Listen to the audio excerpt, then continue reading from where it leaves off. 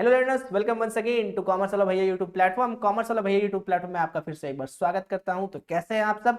उम्मीद करते हैं आप सब अच्छे होंगे और आपकी पढ़ाई काफी जोरों शोरों से चल रही होगी, क्योंकि आने वाले कुछ दिनों में आपकी एग्जाम्स है और जैक बोर्ड का model test paper already release हो चुका है। तो उस मॉडल टेस्ट पेपर को देखते हुए उस पर रिलेटेड जो भी क्वेश्चन है, एमसीक्यू है, उसको आपको इसी प्लेटफॉर्म में करवाया जा रहा है। इसी प्लेटफॉर्म में आपको क्वेश्चंस भी आगे करवाए जाएंगे। इसीलिए अगर चैनल में नए हैं तो चैनल को सब्सक्राइब कर लीजिए, बेल आइकन को प्रेस कर लीजिए, नोटिफिकेशन टाइम टू टाइम चाहते हैं तो। और अगर अभी तक आपने हमारा टेलीग्राम चैनल ज्वाइन नहीं करा है तो कॉमर्स वाला भैया बाई एनडब्ल्यूबी करके हमारा टेलीग्राम चैनल है, आप उसे भी ज्वाइन कर लेंगे। चलिए आते हैं। कुछ इंटरेस्टिंग फैक्ट तो दिख नहीं रहा होगा, पढ़ना तो पड़ेगा, पढ़ाई तो इंटरेस्टिंग होता नहीं है, लेकिन इंटरेस्टिंग बनाया जा सकता है। कैसे? क्वेश्चंस के द्वारा। क्वेश्चंस में आपकी जैसी समझ होगी वैसा आपको क्वेश्चंस इंटरेस्टिंग लगेगा। आज का जो प्रश्न है, हमारा प्रश्न पत्र है, वो है बीएसटी बिजनेस स्टडीज का, जिसको हम लोग हिंदी में क्या कहते हैं? व्यवसायिक अध्ययन कहा जाता है। ठीक है, बिजनेस स्टडीज। चलिए क्वेश्चंस को करते हैं शुरुआत और जितना जल्दी से जल्दी हो सके करते हैं खत्म। अच्छे ब्रांड की विशेषताएं क्या होती हैं? The characteristic of a good brand are short भी होना चाहिए, मेमोरेबल भी होना चाहिए, मतलब याद करने योग्य भी होना चाहिए, और अट्रैक्टिव भी होना चाहिए। कोई भी चीज सबसे पहले हम लोग देखते हैं, अरे उसका पैकेजिंग बड़ा सुंदर दिख रहा है, अरे उसका नाम तो बड़ा प्यारा है, छोटा सा नाम है। ठीक है, उसके बाद वो याद करने के नाम होना चाहिए। जैसे कि आप कोई भी ऐसा एग्जाम्पल ले लो, चलो आपको एक एग्जाम्पल बताते हैं। ठीक है, ऑफेंड मत होना एग्जाम्पल सुन करके, बट ठीक है चलो समझो। जैसे कि आप एक एग्जाम्पल सुन लो, जैसे कि एयरटेल। एक एयरटेल है, एयरटेल मतलब क्या कि हवा में बोलो। ठीक है, उसके नाम पे देखो इतना शॉर्ट नेम है, याद भी हो जाता है, और अट्रैक्टिव क्यों है? क्योंकि हवा में बोलो मतलब बोलो और वो बात वहां पे पहुंच जाए। हवा में वो हवा वाला बोलने वाला नहीं है, बोलो पहुंच जाए। तो ऐसी ब्रांड नेम जो होती हैं वो गुड ब्रांड नेम होती हैं। ठीक है, और भी बहुत सारी विशेषताएं होती हैं, लेकिन और भी बहुत सारे अच्छे अच्छे ब्रांड्स हैं, लेकिन हम लोग एक एग्जांपल दिमाग में आया, इसका आंसर क्या हो जाएगा? All of the above. Next जो आपका सेकंड नंबर क्वेश्चन है, क्या है? Financial management is a. Financial management बच्चे क्या है? आर्ट है, साइंस है? आर्ट एंड साइंस बोथ है। बिल्कुल सर, ये आर्ट भी है और साइंस भी है। क्यों आर्ट? इसीलिए है, पहले साइंस समझ लो। साइंस इसीलिए है क्योंकि प्रिंसिपल पे आधारित पे काम करती हैं। 14th principle of management given by FW, नहीं, हेनरी फेयर, और साइंटिफिक प्रिंसिपल ऑफ मैनेजमेंट जिसको एफडब्ल्यू टेलर दिया हुआ है। तो इस प्रिंसिपल पे रह करके काम करते हैं, लेकिन टाइम चेंज हुआ तो वैसे वैसे जैसे जैसे टाइम चेंज हुआ वैसे वैसे लोगों का जरूरत चेंज होता है, तो उसके अकॉर्डिंग थोड़ा थोड़ा हमको इसमें चेंजेस लाना पड़ता है, उस कारण ये आर्ट्स भी है। ठीक है, चलिए नेक्स्ट थर्ड नंबर क्या है? प्रशिक्षण की विधियां हैं। Methods of training are job rotation training, on the job training, apprenticeship training, all of this. तो देखो मेथड्स ऑफ ट्रेनिंग के अंदर जॉब रोटेशन भी होता है, जो कि ज्यादातर आपको बैंकों में देखा जाता है। बैंकों में इस तरीके से देखा जाता है कि जो आज कैशियर में बैठा हुआ है, कल को जाकर के उसको पेपर वर्क में दे देगा, कोई कंप्यूटर वर्क में दे देगा।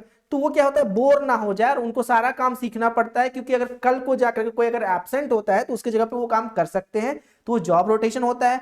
On the job training, training job में रहते रहते ट्रेनिंग दे दिया जाता है, उसको कहीं पे भी अलग से ले जाके नहीं ट्रेनिंग किया जाता है। अप्रेंटिसशिप ट्रेनिंग, ये जो झारखंड के बच्चे हैं वो देखोगे ज्यादातर की जो हमारा इंडस्ट्रियल एरिया है जमशेदपुर, वहां पे क्या होता है, बच्चे ज्यादातर अप्रेंटिस करते हैं।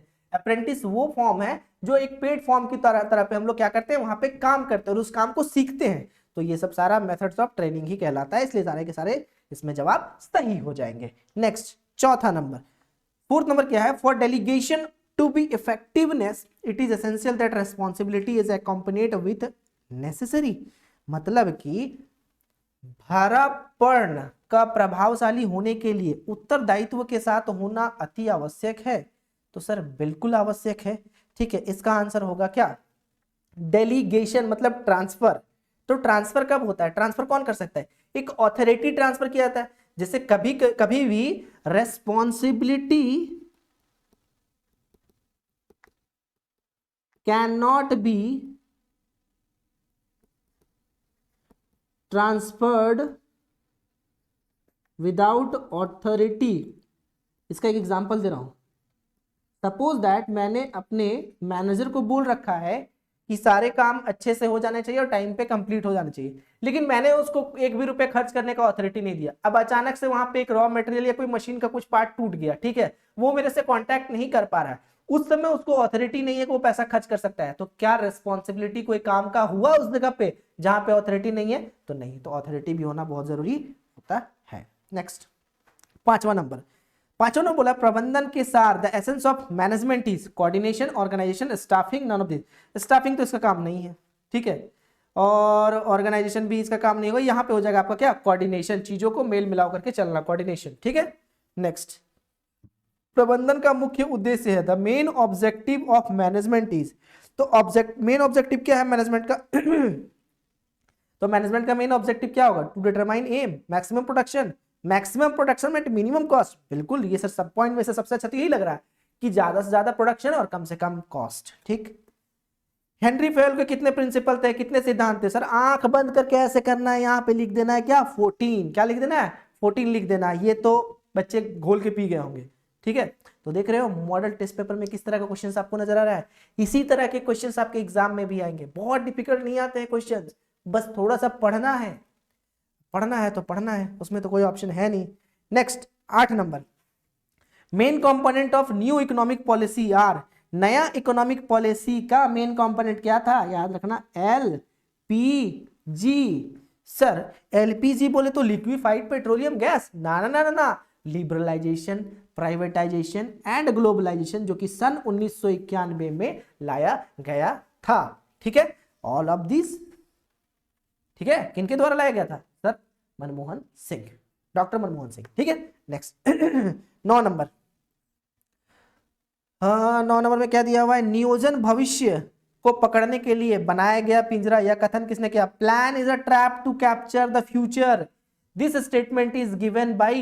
ये कौन से दिए हुए? तो सर ये स्टेटमेंट दिए हुए थे आपके कौन? एलन ने दे रखा है। तो बच्चे ये तो याद करने वाली पार्ट हो गई, ये आपको याद रखना होगा कि डेफिनेशन कहीं से भी उठा के पूछ ले रहा है तो एक दो क्वेश्चंस आपको ऐसे देखने को मिलेंगे, क्योंकि कहीं ना कहीं एग्जामिनर चाह रहा है कि भैया आपको फुल में फुल लाने के लिए नहीं देंगे, लेकिन उसको ये भी बताना है कि भैया हमारे पास ऐसे स्टूडेंट है जो कि फुल में फुल भी ला सकते हैं। चल नेक्स्ट, गलत संगठन संरचना व्यवसायिक निष्पादन को रोकती है तथा यहां तक कि उसे नष्ट कर देती है, यह कथन है। देखो फिर से ऐसा ही क्वेश्चन, मजेदार दिख रहा है यार ये तो। Wrong organisation structure prevent business performance up to the extent that it destroyed. This statement को किसने कहा था? इसको कहा था पीटर एफ ड्रकर ने कहा था। किसने कहा था? पीटर एफ ड्रकर ने कहा था, ठीक है। ये उन्हीं का पूरा नाम है जो यहाँ पे ड्रकर शॉर्ट फॉर्म में लिखा हुआ, ठीक है। नेक्स्ट 11 नंबर, मानसिक क्रांति मूलाधार है, mental revolution is the essence of.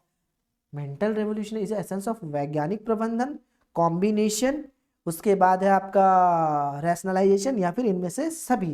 तो नहीं, ये है आपका मेंटल रेवोल्यूशन जो एसेंस था वो साइंटिफिक मैनेजमेंट का हिस्सा था। नेक्स्ट है आपका, एक मिनट यार पानी पी लूं।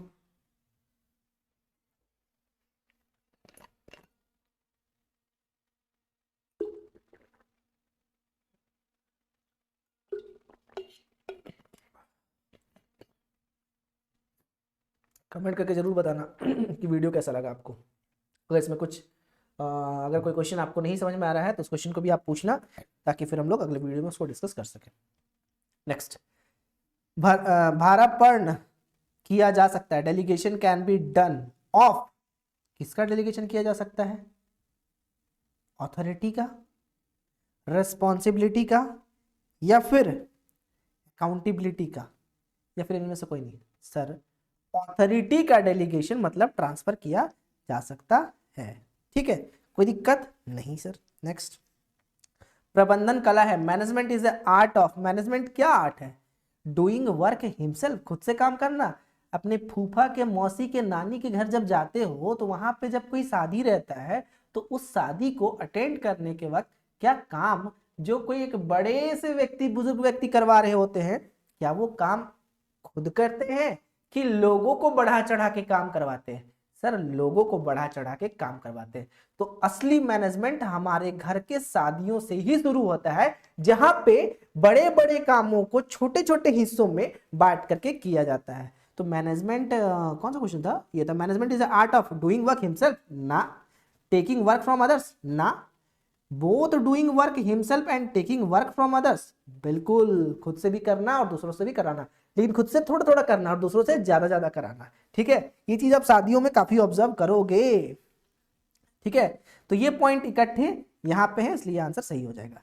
नेक्स्ट, मानव संसाधन प्रबंधन में सम्मिलित है। Human resource management includes, human resource management में क्या क्या किया जाता है? तो सर सबसे पहले यहां पे दिया हुआ है रिक्रूटमेंट, जहां पे भर्ती कराना बोलते हैं। ठीक है, मतलब बहुत सारे लोगों को बोलना कि आओ हमारे कंपनी में आप अप्लाई करो। उसके बाद सिलेक्शन, जहां पे लोगों का छटनीकरण करके सेलेक्ट किया जाता है, क्योंकि अगर 1000 लोग अप्लाई किए हैं, सीट 100 ही है, तो उसमें तो 100 ही लोग को ना सेलेक्ट करना है। ट्रेनिंग, ये सारा पार्ट किसका है? ह्यूमन रिसोर्स मैनेजमेंट का है। तो यहाँ पे आंसर क्या हो जाएगा? All of these. Next 15 number, Bharat में उपभोक्ता संरक्षण अधिनियम प्रभावी है। Consumer protection act is effective in India with effect from, कब से ये लागू है? तो सर ये 15 अप्रैल 1987, मतलब 15 अप्रैल 1987 से यहां पे इंडिया में इफेक्टिव है। ठीक है। नेक्स्ट जो है आपका, कर्मचारी के विकास में सम्मिलित है। Development of employees involve promotion, transfer, training और all of the above. Sir सब कुछ है, उसका प्रमोशन भी करना होगा, ट्रांसफर भी करना होगा, तभी तो वो नए नए चीजों को सीखेगा। ठीक है, ट्रेनिंग भी देना होगा टाइम टू टाइम, तभी तो उसका डेवलपमेंट होगा। बिल्कुल सर। 17 नंबर में क्या दिया हुआ है? निर्देशन के तत्व है। एलिमेंट ऑफ मैनेजमेंट आर, क्या मैनेजमेंट का क्या काम होता है? सुपरवाइज करना पहला काम, दूसरा काम मोटिवेट करना, तीसरा काम लीडरशिप प्रोवाइड करना, चौथा काम सब करना। तो ये आंसर हो जाएगा इसमें क्या? सारा ही ये काम देखते हैं। भारत में मुद्रा बाजार का नियंत्रण कौन करता है? बहुत आसान सा question. Who control the monetary market, money market in India? इसका आंसर हो जाएगा आपका रिजर्व बैंक ऑफ इंडिया, भारतीय रिजर्व बैंक। ठीक है, कोई दिक्कत नहीं sir. Next 19 number, grapevine communication को कौन सा कम्युनिकेशन कहा जाता है? देखो ध्यान से, इस तरीके से अंगूर लटके हुए हैं, लटके हुए हैं और लटके हुए, लटके हुए, लटके हुए, और इनका एक ही गुच्छा बना हुआ है। ठीक है, अंगूर अच्छा नहीं बना है, तो क्या होते हैं इनफॉर्मल, यहाँ पे मतलब क्या होता है ना कि एक से इन्फॉर्मेशन दूसरा, सब लदे हुए इन्फॉर्मेशन फैल रहा फैल रहा फैल रहा फैल रहा फैल रहा फैल रहा, तो यहाँ पे सब इन्फॉर्मेशन क्या होते हैं? तुरंत तुरंत तुरंत फैलने लगते हैं। ये होता है कैसा? इनफॉर्मल। क्या हो जाएगा? अनौपचारिक। ठीक है, ग्रेप वाइन कम्युनिकेशन को अनौपचारिक या फिर इनफॉर्मल कम्युनिकेशन भी कहा जाता है। नेक्स्ट आ गया आपका 20 नंबर। 20 नंबर में क्या बोला है? अ गुड प्लान, एक जो अच्छी नियोजन योजना होती है वो महंगी होती है, टाइम कंज्यूमिंग होती है, फ्लेक्सिबल होती है या रिजिड होती है? सर ये होती है क्या? फ्लेक्सिबल, मतलब अगर जरूरत पड़े तो चेंज कर सकते हैं। ठीक, नेक्स्ट 21 नंबर, प्रभावी संदेश वाहन भाषा का उपयोग नहीं होना चाहिए। In effective communication language should not be used as, language को इस तरीके से यूज नहीं करना चाहिए कि वो अस्पष्ट है। अगर मैं आपको भी पढ़ा रहा हूं और वो सही तरीके से अगर आपको मैं नहीं बता पा रहा हूं, एकदम स्पष्ट नहीं है, तो फिर कम्युनिकेशन नहीं हो पाएगा। ठीक है, आप समझ नहीं पाओगे उस चीज को। ठीक है, तो एक्सप्रेस होना चाहिए, स्पष्ट होना चाहिए, प्रभावी भी होना चाहिए और शालीन भी होना चाहिए, मतलब मधुर शालीनता के साथ बतानी चाहिए। ठीक है, नेक्स्ट 22 नंबर में आपको क्या दिया हुआ है? एक व्यवसायिक उपक्रम के नियंत्रण की आवश्यकता होती है। In a business enterprises controlling is needed.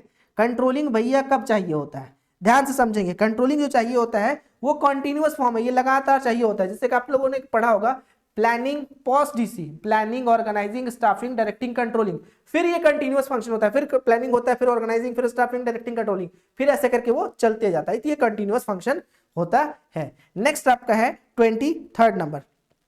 23 में देखेंगे कि वित्तीय प्रबंधन के मुख्य कार्य, main function of the financial management are, क्या होता है? फाइनेंस प्लानिंग, फंड को प्रोक्योर करना, एलोकेशन ऑफ नेट प्रॉफिट या ऑल ऑफ दिस। सर ये सारा ही काम उनका होता है। फंड्स को प्रोक्योर करना, कहां से फंड आ रहा है, फाइनेंशियल प्लानिंग कैसे करें ताकि हम लोग का अच्छे से अच्छा मतलब बीच में जरूरत ना पड़े, और allocation of net profit, net profit का कहां कैसे कैसे इस्तेमाल करें। ठीक है, नेक्स्ट, वित्त का सबसे सस्ता स्रोत है। The cheapest source of finance is, तो चीपेस्ट सोर्स ऑफ फाइनेंस जो होता है, ध्यान से समझना, डिवेंचर भी हमको क्या करना होता है? दूसरों से लेना पड़ता है। ठीक है, वहां पे हमको इंटरेस्ट देना होगा, प्रॉफिट हो चाहे नहीं हो। इक्विटी शेयर कैपिटल, जो कंपनी के मालिक ही बन गए, उनको भी तो लास्ट में कुछ ना कुछ प्रॉफिट दिया जाता है। प्रीफरेंस शेयर को भी कुछ ना कुछ दिया जाता है, कुछ ना कुछ नहीं दिया ही जाता है। रिटेन्ड अर्निंग, मतलब जो प्रॉफिट आया उसको नहीं बांट करके उस प्रॉफिट को बिजनेस में फिर से लगा देना, तो क्या उसके बदले हमको इंटरेस्ट देना पड़ रहा है? नहीं, तो ये चीपेस्ट सोर्स ऑफ फाइनेंस कहलाएगा। ठीक है, चलिए सेबी, सेबी का गठन कब हुआ था? तो सेबी वाले बता दो, 1992 में उसका एस्टेब्लिशमेंट हुआ था। नेक्स्ट 26, नवीन निर्गमित अंशों का व्यवहार डैश में करता है। न्यू इशूड शेयर डील्ड इन, नए शेयर कहाँ इशू होते हैं? सेकेंडरी मार्केट, प्राइमरी मार्केट, या फिर दोनों में, या फिर कहीं नहीं? तो सर ये तो बिल्कुल आसान सा क्वेश्चन नहीं, तो प्राइमरी मार्केट में इशू होता है। नेक्स्ट, मैक्सिमम वाइड स्कोप, सबसे अधिक व्यापक क्षेत्र जो है वो कहाँ पे है? सर क्या क्या दिया है? ब्रांड में दिया हुआ है, लेबलिंग दिया हुआ है, पैकेजिंग दिया हुआ है, ट्रेडमार्क। तो सबसे अधिक स्कोप जो होता है वो कहाँ पे होता है आपका? इन सारे के कंपैरिजन में पैकेजिंग में सबसे ज्यादा अधिक स्कोप होता है। ठीक है। नेक्स्ट, उपभोक्ता विवाद निवारण एजेंसीज है, कंज्यूमर डिस्प्यूट सेटलमेंट एजेंसीज, तो तीनों ही है। ठीक है। डिस्ट्रिक्ट मतलब कि डिस्ट्रिक्ट लेवल का भी है। अमाउंट आपका तय करता है, ठीक है, कितना अमाउंट है। ठीक है, मैं एक बार आपको अपडेट कर दे रहा हूं, कंज्यूमर डिस्प्यूट रेड्रेसल वाला कितना आपका अमाउंट है। ठीक है, एक सेकेंड रुकेंगे।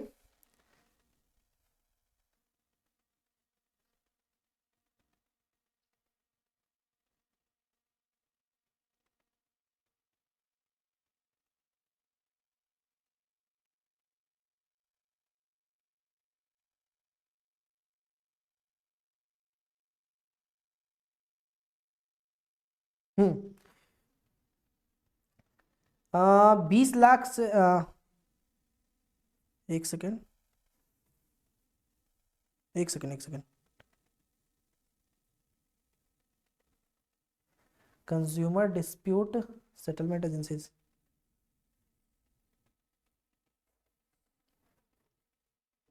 ये आपको ढूंढने की जरूरत नहीं पड़ेगी, मैं आपको बता रहा हूं।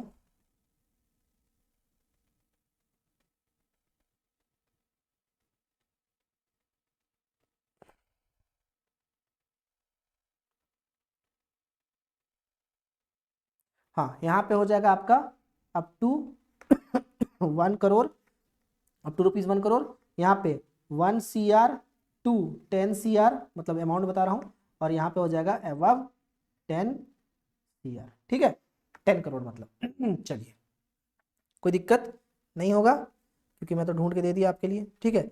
नेक्स्ट है आपका कंट्रोल इज रिलेटेड टू। भैया कंट्रोल क्यों होता है? पहले प्लानिंग होता है, फिर ऑर्गेनाइजिंग होता है, फिर स्टाफिंग होता है, फिर डायरेक्टिंग होता है, फिर कंट्रोलिंग होता है। तो कंट्रोल इसलिए होता है कि कंट्रोल में हमको रिजल्ट पता चलता है, और रिजल्ट पता चलता है तो उससे क्या होता है, फिर से हम प्रीवियस में प्लानिंग कर पाते हैं, मतलब प्रीवियस में नहीं, फिर से हम लोग प्लानिंग करते हैं नए प्रोडक्शन के लिए।